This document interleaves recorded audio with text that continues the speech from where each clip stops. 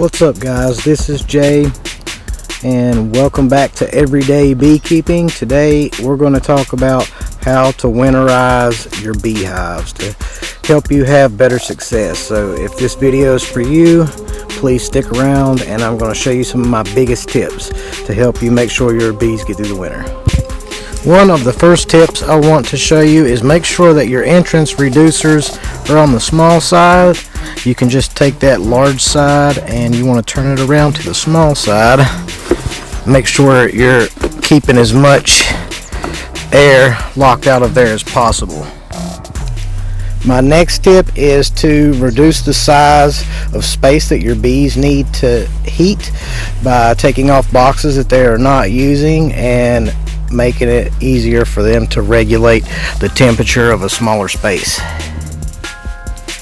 Tip number 3, you want to make sure that your bees have good enough food to get through winter. So supplementing your bees with some sugar will help them get through the winter on them colder months. That way they have something else to eat. This next tip is important not only for this year but for next year as well. When creating new colonies and increases, you want to clean out any of the dead bees or hives that didn't survive. You want to get that cleaned out as quickly as possible. That way you're helping to manage diseases and pests that can get into these situations. So cleaning out your dead bees and your dead hives, that's another big tip for winter. Alright guys, that's all the tips that I got.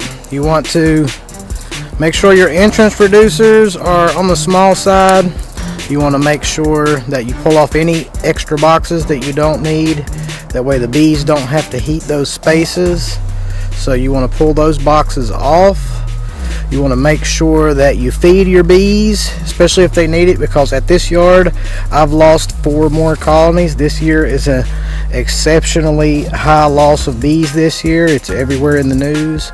And you want to make sure that you clean out those dead hives and those dead frames and the dead bees in your hives. That way you have a good environment to go into next year. It keeps down on pests and diseases. But that's all I got for today.